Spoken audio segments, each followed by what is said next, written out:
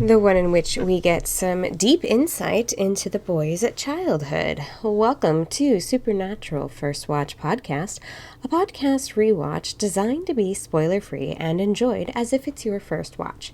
I'm your host, Kimberly, a self-proclaimed sci-fi and fantasy fan, and previously on Supernatural, we discovered that the power of the mind can be deadly, and they left Texas and the Hell House. And now we are diving into something wicked. So we have our normal previously on segment reminding us that they're doing the family business, and we have an opening in Fitchburg, Wisconsin. So our big picture view of this episode is that Sam and Dean investigate a small town where children are falling into comas for no apparent reason, and Dean thinks it's a past mistake from his childhood. So let's dive in. First off, once again, want to remind everyone that geography is the thing, and anywhere in Texas, all the way up to Wisconsin, is going to be something like a 20-hour drive minimum. So they're nowhere near where they were in the previous episode, so obviously something happened along the way.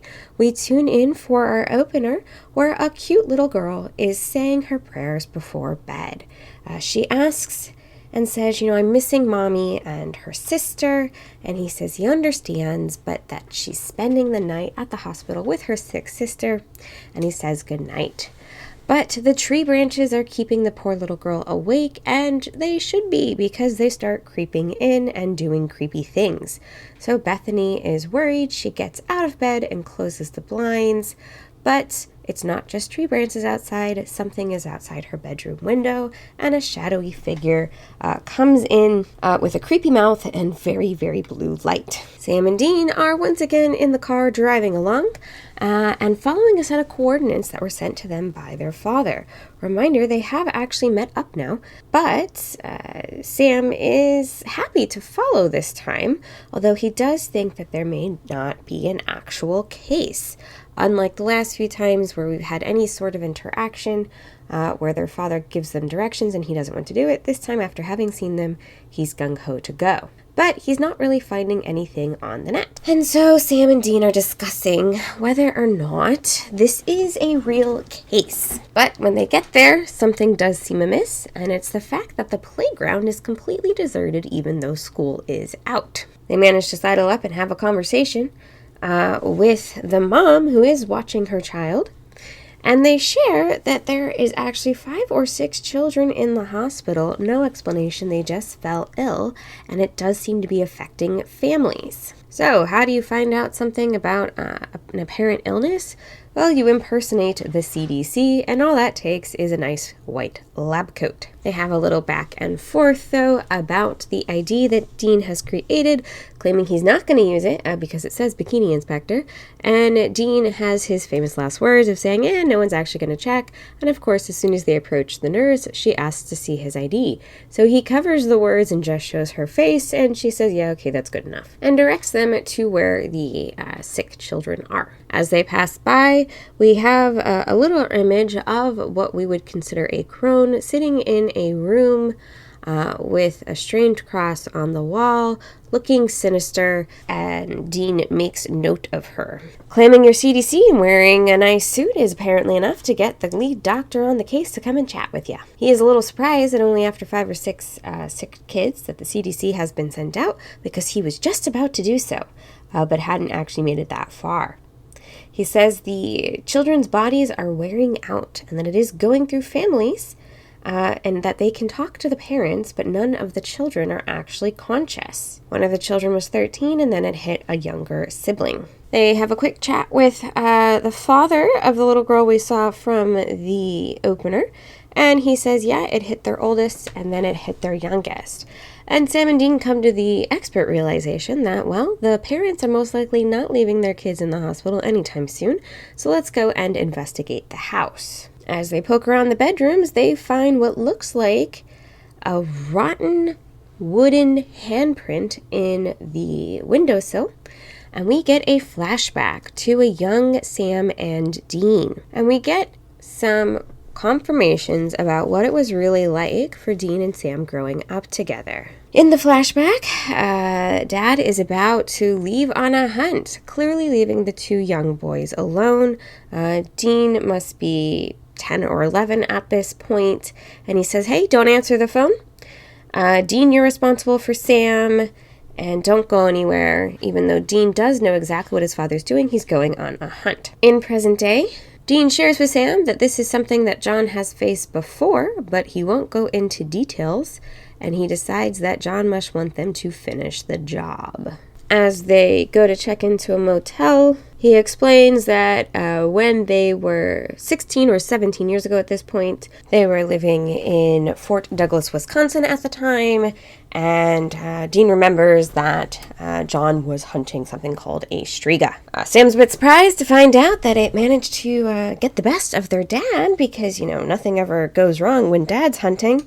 And Dean says, yeah, well, something must have happened, and now I guess we're here to help finish the job. The interaction that they have when they go to check into the motel with the young man who talks to them, and we can see into the back room where a younger brother is sitting, and the mother comes out and says, hey, can you go make sure your brother gets dinner? I'll take care of the guests.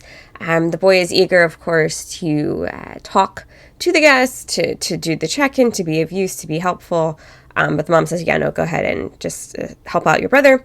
And we get our very first flashback, or our second flashback, I guess, where we see exactly what it was like. And Dean is remembering getting food ready for Sam, relying on off-brand generic, not going to get you copyright trademarked or sued SpaghettiOs, essentially. And he sits the dinner in front of Sam, but Sam, being, a 7-year-old and tired of eating the exact same thing that a 10-year-old can make on his own, asks if they've got any Lucky Charms left.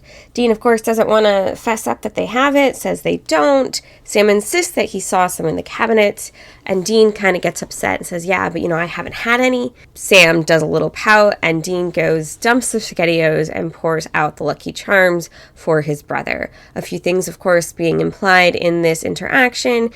Dean mentions that this is all they have left, and they don't have any more Lucky Charms either, and he hasn't eaten yet.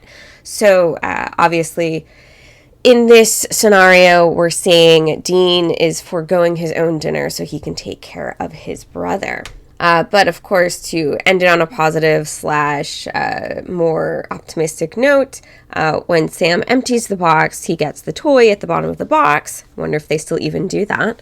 And offers it up to Dean. That ends our flashback. And we're back into the motel room, run by the single mom. And Sam is researching and confirms, oh yeah, you know what? I think you're correct. We are looking for a striga. Of course, we know that Dean is absolutely 100% correct, because via flashbacks we've seen this is exactly what their father was hunting all of those years before. We talk about the fact that a striga is a sort of witch, but she's Albanian, an Albanian creature here, and feeds on spiritus vitae, or life's breath. Which, strigas, of course, prefer children, which makes sense because they have more life to steal, and it causes them to become ill, and they're not really sure how to kill one. But Dean says, no, wait a minute. But there is a way to kill one, because he knows his father was hunting this person, this striga, years and years and years ago. So apparently, the best way to do so is to interrupt a feeding, which implies some sort of bait situation, obviously. And if you get consecrated rounds with rock salt and you shoot the striga in the active process of feeding, that can actually kill them. They do their handy-dandy investigating a little bit more and note that all of the victims, even though we only have 5 or 6, and at least 4 of those victims are related, so it's not exactly a huge map to get started with, but they notice that all of the victims are clustered around the hospital, so that makes them think, ooh, somebody in the hospital is involved and is parading as the striga. So strigas apparently can look human and normal until they're actually feeding. And of course, they only need to do the feeding every 15 to 20 years, which is why they were able to come back so many years later and be hunting the same creature, because it hasn't been feeding in between. So, realizing that the hospital is central, Sam and Dean remember the old woman, that they had passed her room and that there was a weird cross on the wall. So, those are enough indicators they should go and do a little exploration. So, they go into hospital packing, ignoring all of those signs that say concealed carry is not allowed inside of a hospital. But I guess it doesn't apply to hunters or, as long as nobody's looking for it. And they go and get ready to break into the woman's room. They see her sitting there again. They walk in very stealthily, thinking maybe she's catatonic, but also thinking that she's a monster, so it's not entirely clear about their approach and why they're using this method.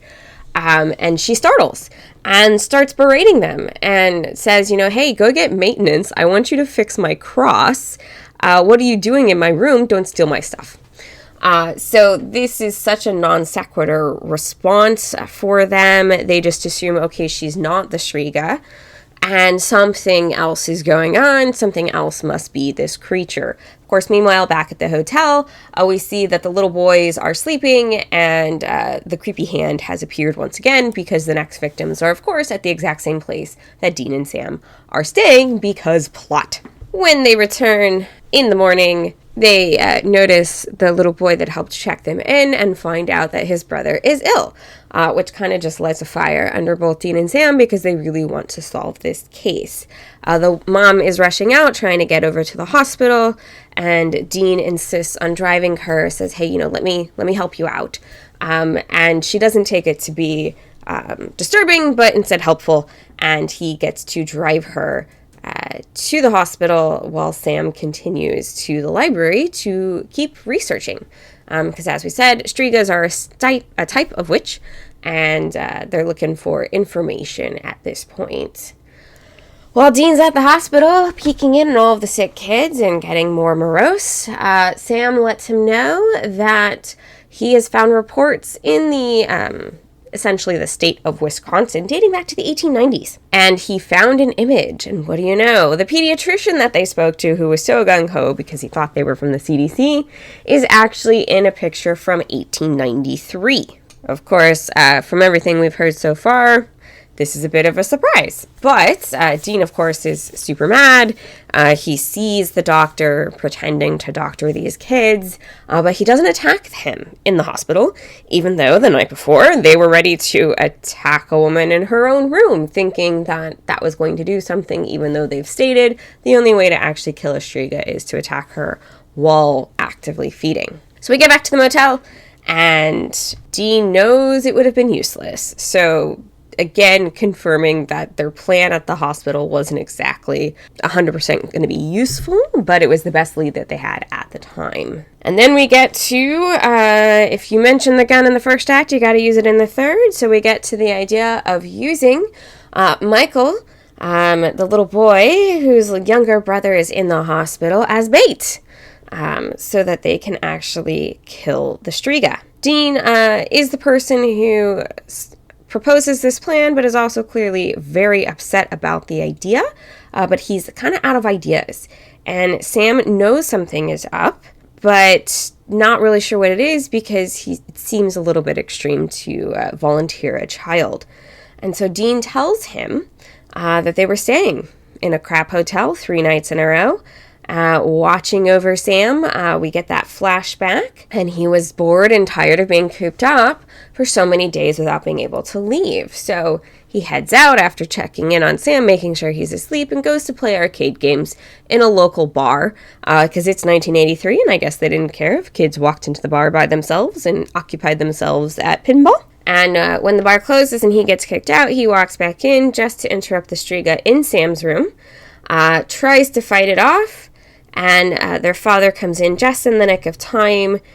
He blames Dean, claiming, "Why weren't you here? Why weren't you watching your brother?" But we know that it wouldn't have mattered from the modern day because of what we've seen so far and how this works.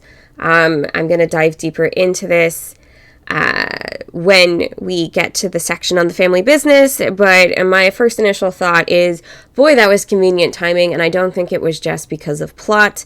I think their father set them up to be bait. And Dean shares that after that day, it seems that their father always looked at him differently, And that is why they have been sent here, so that Dean can finally find the job he should have years and years and years ago.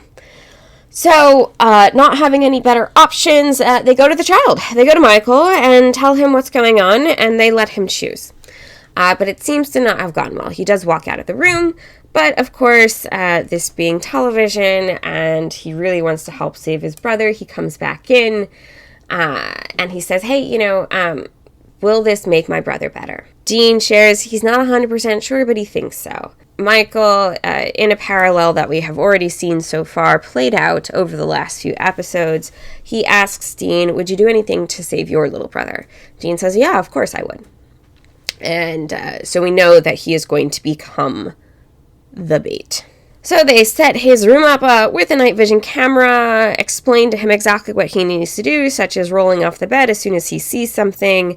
And once again, we see that Dean is very good at relating to the child, and it really shines through even more so than in that first episode where we saw him talking to a kid, because based on the flashbacks we can see, Dean had a huge role in raising Sam. So it's 3 a.m., the witching hour, apropos timing, when they see the Striga approaching through the cameras. The kid is obviously awake and also trying to watch out as well. It's very torturous to wait.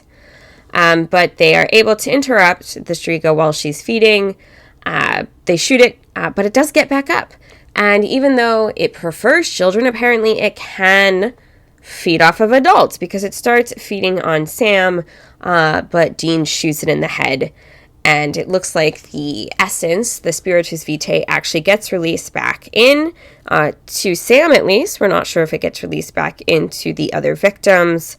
But the kid is clearly scared, but at least happy and smiling, because he thinks this means his brother's going to be okay. As they pack up the next morning, they find out from Michael's mother that her son is feeling better. All of the other kids are waking up. And it's really strange that the pediatrician didn't show up to work today.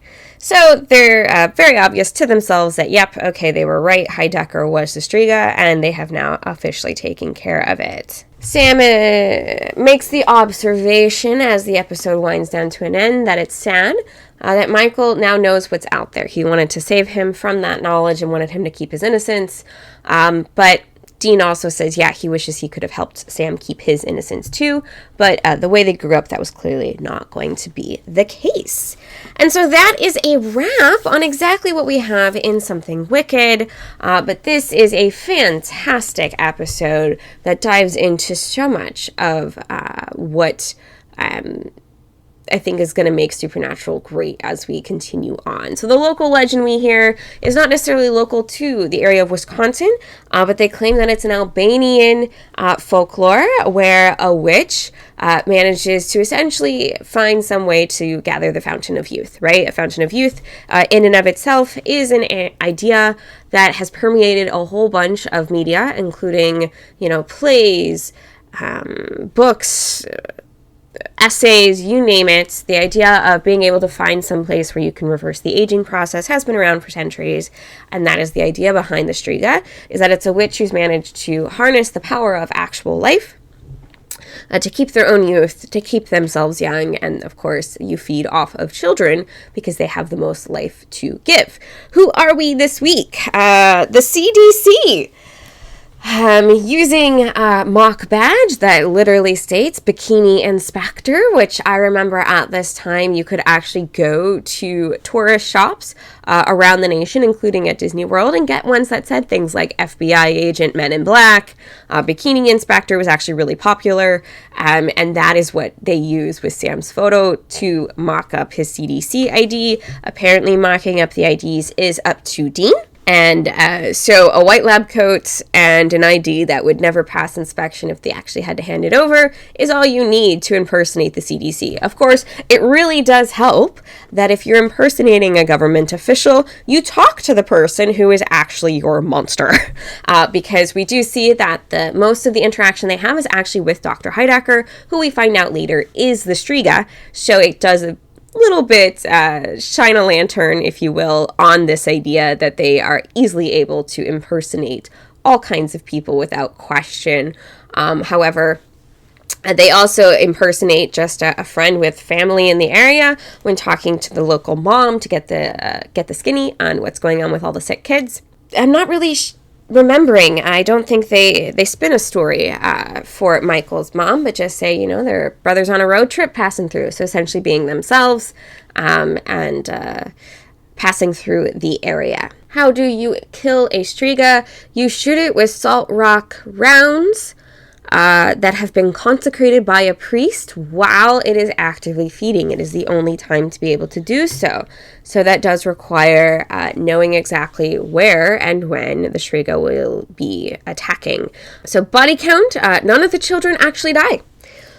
From what we have heard, none of the children that fell into a coma, at least in modern day, ended up dying. They all lived after killing the striga, so win for the Winchesters. So this episode really helps us understand exactly how long Sam and Dean have been in the hunting game. Literally, they grew up in it. And we've heard this before in various episodes so far, especially when they went back to Kansas and interviewed the neighbors. And it was very clear that shortly after their mother died, their father took them on the road. But here it's very clear he was a hunter and involved his children in some way along the way. So this episode starts off with our generic tropey entry where we get some sort of spookiness, a little kid being imaginary, imagining, a monster in the closet or a monster under the bed, being freaked out, and then, of course, it's real. The general horror movie open. But it quickly becomes a really deep dive and look into the Winchester family and how they were raised. So we get the great story, a little bit of research here and there about what a striga is and how it works. Sam is doing the research, Dean's doing the legwork. But the intriguing part for me is in the family business, right? We learn a lot about Dean and Sam and their relationship. So throughout what we have seen so far, Dean has kind of taken the lead. He's argued with Sam. He's tried to give him guidance. He's told him to stop being so antagonistic to their father. But we also see that essentially you could make the argument, just from the short flashbacks that we had, that Dean raised Sam. So immediately we see in the flashback that all of the images of these sick kids are laying on the kitchen table. Dean is 10 years old. He's actually looking through them. He's asking questions about the creature. He's also asking about helping out on the hunt, which, to his credit, John says, stay here and take care of your brother. That's your job. But also, stay here and take care of your brother. That's your job. You're 10 or 11 years old, and it is your responsibility to make sure he's still living when I get home, essentially. So we get this view that while Dean is very good at following orders, there's a reason for it. John even says when he comes in and shoots the striga in the middle of trying to feed from Sam that, why didn't you follow my orders? I told you to take care of your brother. Why didn't you follow my orders? And he had said to him, don't leave the room. Don't answer the phone, don't open the door for anybody, and make sure to take care of your brother. Now, of course, this causes all kinds of issues, right? How is he supposed to get food? Does he have enough food to last however long John is going to be? This is also clearly not the first time, just based off of the interaction we see, that John has done this. Dean is kind of used to it. You can tell by the conversation they have before John leaves that this is not the first time that Dean has been asked to take care of his brother, to be the parent in the family. He, at 10 or 11 years old, knows how to use a stove in a crappy kitchenette in a motel somewhere, enough to be able to open a can and warm the food up. He understands, that they have a finite amount of food, because he tells Sam even that they don't have anything else to eat. This is what he needs to eat. And then, of course, because he loves his brother, he ends up dumping the food, not even thinking to save it for himself. So it's also implied that Dean goes hungry and does not get to eat that night. and that, Dean is responsible for his brother.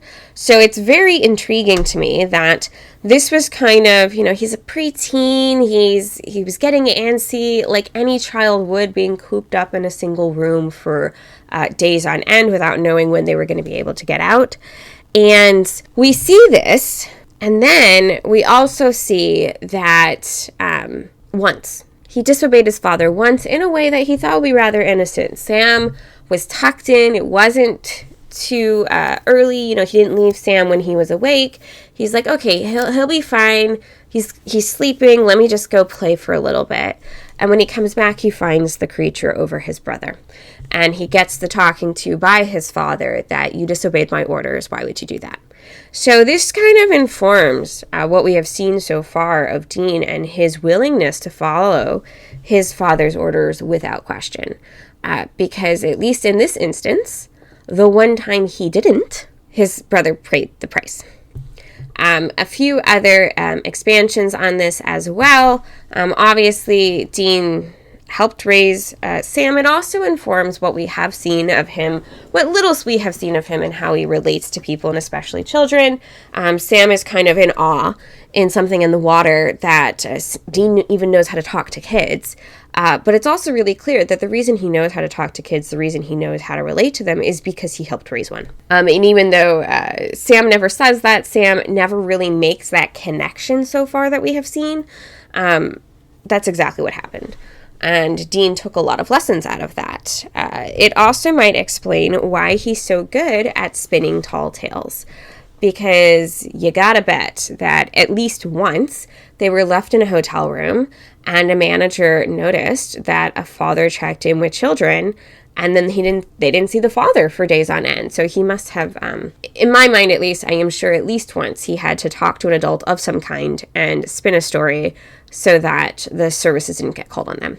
And you can also tell this as well if we remember back to the episode where they went back to their home in Kansas. Dean is actually really upset to find out that his father's best friend called Child Protective Services on him, which also makes me think he probably had at least one or two interactions with them as well, and knows, hey, he didn't want that to happen. He knew it would happen. He would not be with his brother. So we get a really fascinating look back at the boys and what growing up on the road actually meant. They did have a stable place to stay. They're in a motel. It's got a kitchenette. It does have beds for them. It does have a couch. It does have access to television, I believe. So there's that piece of it. But I'm also going to just make an assumption that it's not winter break right now. And so the boys aren't in school either. So that also speaks to, how did Sam manage to get enough transcripts together to be given a full ride to Stanford? That's actually quite the accomplishment, and it's even more of an accomplishment to get a full ride based off of merit to a school like Stanford, but realizing he probably didn't have a traditional school education is even more so, right? So that really tells us how, at least from an outsider's perspective, how smart Sam most likely is to be able to do that. And of course, we don't know. This is only one little glimpse into their childhood, but it does tell us a lot about that, right? Because they're not in school right now, and they're not even supposed to leave the room, and they say their father's been gone for 3 days, so at least one of those days is a school day. Also, this shows me the extremes John Winchester will go to. I am 100% convinced that John either slipped up somehow and let the Striga know about his own children, and so he was chasing it to try and get to his kids before the Striga did, because he screwed up somehow, because in dialogue we do hear that he's going someplace nearby, he's going a couple of towns over, but he is not keeping his children in the exact same location as the children who are ill. So the fact that the Striga breaks into their hotel room shows a break in pattern, right? What we see in the modern day is that the Striga strikes where it works, right? It strikes close to where its central location is, if you will. So the fact that it went a couple of towns over tells me one of two things happened. Either John screwed up, mentioned his kids, and the Striga then went to go attack them because he didn't get ahead of it in time, and just based off of what I've seen and the way he treats Dean like a soldier, I think he set his kids up. I think he's desperate to save these kids that he saw were sick in Wisconsin. I think he really does want to save them and to kill the creature. But I also think he realized that he had some very, very good bait. And also, considering he thought Dean would follow his orders 100% and wouldn't leave his brother alone, that as soon as the Striga would break in, he knew that Dean would be watching Sam, and so he would get there in time. A few things to add to this as well is that the Striga has already started to feed on Sam, or almost. I think it's about almost ready to when Dean walks in. There's a shotgun. Dean knows how to use it at 11 years old, and very quickly John breaks in to the room and shoots at it. So a few things though, right? It's supposed to be late. The bar kicks Dean out when it closed. So I would assume that Dean should be asleep as well. So watching over your brother as being in the same room with him, okay, 100% I can understand that. But also, based off of context clues, Dean should be asleep. Dean probably wouldn't be awake at 11 p.m. or midnight necessarily. So how great of a protector could he possibly be, even being in the same room as his brother, to protect against a Striga when he's got no idea as to how to protect against a Striga? So this all combined kind of gives me the sense that John was hunting it and then probably left clues because he knew he could control the situation and directed the Striga to his own children. I'm sure there's plenty of people out there who don't believe so, but just the way it played out and the fact that he sent them to the location again, and Dean immediately knows it's to finish the job. Dean doesn't even have to question it. He's not confused. As soon as he realizes what's going on, he's like, I recognize the handprint. We're here to finish the job. He's clearly had a conversation with John. John probably brought this situation up throughout his childhood growing up, that this is what happens when you don't follow orders. Your brother gets in trouble. Your brother gets put in danger. So it gives us a lot of information about Dean's psyche, about where Dean is at, about why Dean, so far at least, has been very gung-ho about following whatever their father tells them to. You can also see, though, that Dean, knowing the type of upbringing he had, is reluctant to bring this other kid in. The kid, Michael, and his little brother, Asher, they're causing flashbacks to Dean of what exactly happened when he was a child. And he realizes the only way is to use the kid as bait. But he's also clearly upset about it. He doesn't want to do it, but doesn't see another option. And he figures informed bait is better. But he does leave it up to the child, right? They talk to the kid, they explain what's going on. And when Michael leaves, Dean doesn't chase after him. Dean doesn't try and go after him. Dean doesn't, we don't see him trying to knock on the door of the hotel and convince Michael that they should do this. I don't think it's very long between the time when Michael leaves and he knocks on their hotel room door.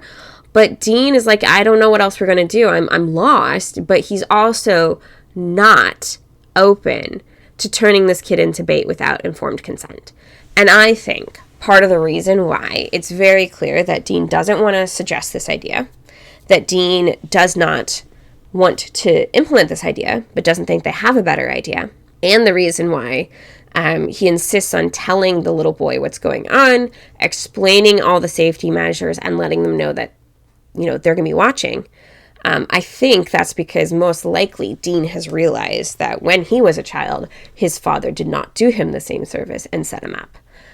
So it's just a really fascinating look at the family dynamics, about how they grew up. And it's also very clear that their upbringing, their childhood was to be a hunter. So the very fact that Sam had the notion to go to school, to leave the family business, is kind of amazing, because if he was brought up in this, either Dean acted as a great buffer, which from what we have seen in the flashbacks, he probably did. But the fact that literally Dean is 10 or 11 years old, he knows how to use a shotgun, he knows how to cook, he knows how to take care of his brother, he knows when to tell him it's bedtime, he tucks him in. he is the caretaker, at least part-time. So that's a fascinating look and insight into their dynamic, and just really intriguing to me to see, how the Winchester brothers grew up. Because when, they talk about the family business, when they talk about this is what we were raised for, it's very, very true. They were raised 100% in the hunting lifestyle. Also, we hear mention once again of Pastor Jim, the fact that Dean mentions that after the incident with Estrega, they were dropped off at Pastor Jim's for a couple of weeks, and their dad made it very clear that he was disappointed in Dean, but also that he did drop him off in a safe location, supposedly, for a couple of weeks. And now I'm going to make the assumption that Pastor Jim is an actual pastor. So it makes the question as well, if Pastor Jim was an actual pastor, why on earth was he okay with a random person dropping his kids off for a couple of weeks and then taking them on the road again as they hunted? Like, why didn't he call child services? Why didn't he put them into an orphanage? So many questions get raised just with the brief mention, once again, of Pastor Jim, who we did hear about in Asylum, I believe. There are a few other pop culture call-outs that we see. Sam is watching Thundercats as a child. Thundercats! Which is so fun because my sister was obsessed with Thundercats growing up as well. So I have actually seen that show. And the title, Something Wicked, apparently in the original airing, the full title was Something Wicked This Way Comes, which of course is from Macbeth, which is all about the witches. So that ties into the witch, and it ties into our creature, if you will. Also, the old woman that they pass, she is in room 237, which could be a nod to The Shining. Also another big horror film, Old Crone, Inverted Cross. All of these are things we have seen before, seen and heard and mentioned before. But overall, I think Something Wicked is a standout episode of season 1, and it's late enough in the season to really fulfill its role. It tells us and shows us a little bit more about the upbringing of the Winchester brothers, about what their childhood was like, what does it mean to grow up in the hunter lifestyle. Also, them continuing on their journey. We know they've met up with their dad at this point, and they get coordinates, and it's an interesting perspective as well, that this time Sam is, okay, we got coordinates, yeah, let's go do it. As opposed to every other time where we have seen them be given a cryptic message by their father, he wants to know why. He wants to know why. And in this case, he's like, okay, we'll investigate. And he actually seems a little bit thrown that he can't find evidence, per se, of a case. And is almost reluctant to believe Dean, I feel. When Dean's like, oh, I know exactly what we're dealing with. Let's go do some investigation. I think I have an idea. And then is surprised as well to find out that his father did let something go. So there is that. But another piece to contemplate, questions to ask. Do the children remember the attack? Sam has absolutely no recollection of this instance in their childhood. He doesn't remember being attacked by the Striga. So is there something to the idea that there's a memory component to victims of a Striga? Also, did their father set them up? Or was it just a coincidence that the Striga went after them? I have shared my opinion. Will we see Michael and his brother again? Are they going to pass through Wisconsin again? Because clearly they drive a lot and they go to wherever they find a case. Because last week they were in Texas and this week they're in Wisconsin. So are we going to check in and see how they're doing later? We haven't yet, but I'd be intrigued to see something like that. Also, other questions to contemplate are, now that they've met up with Dad, what kind of timeline is there for, are they going to try and meet up with Dad again? They found him. Are they in touch? Are they keeping in touch, right? They get the coordinates, but is there more? A few other ideas as well is, what does Sam think of the fact that Dean proposed using a child as bait? We get a little bit of a hint of it, but they really are between a rock and a hard place in this. So, is this the first time Dean has been forced to use a child or use an innocent bystander to to attack a creature. What does that mean? What kind of impact will that make? I want to know more about the Sam and Dean growing up. What was it like? What was their life like? How early did Dean go on a hunt? Because he clearly knows what his father does and wants to help when he's 11 years old in the flashback. So, when did he go on his first hunt? And was it that Dean wanted to help, or that he was taught he needed to help, as to why he essentially became the soldier Sam accuses him of being? So really great episode, a huge deep dive. A lot of questions to contemplate in the future. Another really big one as well is clearly the Striga does attack Sam and something escapes. So is that life? Does Sam have a shortened life now? Did all of the life get returned? Is it a noticeable amount of life, or is it an extra few minutes? What exactly got taken from Sam, I think would be really intriguing to know. So up next on the road, we will rejoin you for Supernatural, episode number 19, Provenance. You're listening to Supernatural First Watch Podcast. Don't miss out on future episodes. Subscribe to the show in your podcast player of choice. Got opinions, theories, or comments to share about the road so far? We want to hear it. Send in your thoughts at the email in the show notes. If you want to help support the podcast, get fun behind the scenes episodes and deep dives into the things that we have talked about as we approach the end of season 1, and extra fun special episodes, and get a shout out on the show, subscribe to the show on Patreon, also in the show notes. Until next time, we'll see you on the road again in Supernatural First Watch Podcast, where we talk about provenance.